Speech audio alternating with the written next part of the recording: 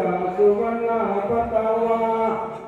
มหามังคลาสิริวัฒนาสุขะสุขติสุนาคตังสุมังกังสุปาทังสุสิทังสุขานุสุมาวุตุสัสุริทังปมาจาริสุสัตตารุธรรมาสันติอายุวันโนสุขังปะรังเอวังโหตุสัมปติสามีดีเลในคานี้คือหลักเป็นปีสาปาสังวาจาระนังขนังขังโกจาปิไสตยาคาสาวะเพียงปีรักใสพุทธสังฆะไปสองพัน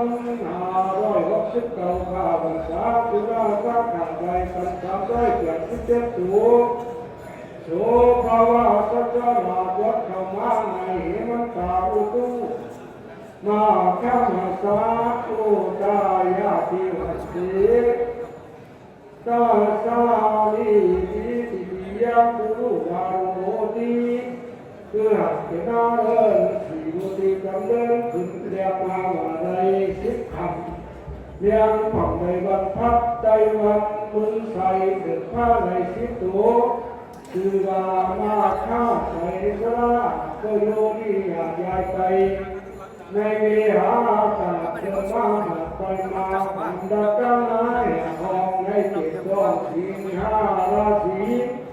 เพียงได้สนิใส่เรื่องดุมันหน้าตุ่มเดิมใด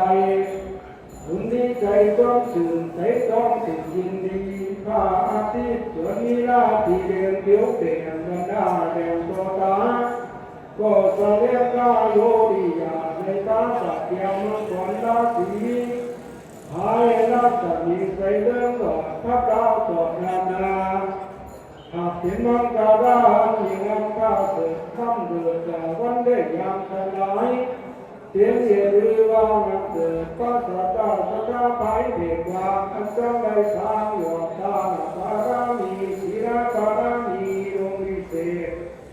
คือเป็นเหตุเป็นพระใจอุปาณิสัยกำตือยังผลตัวสื่อนี้แน่จากใจนาพระอาจารย์นำขึ้นสู่กันข้ายอดมหานิลพานแน่นาจะกัดขาร่างก็มาวันไปนานั่นแก้ดีในครานี้วัน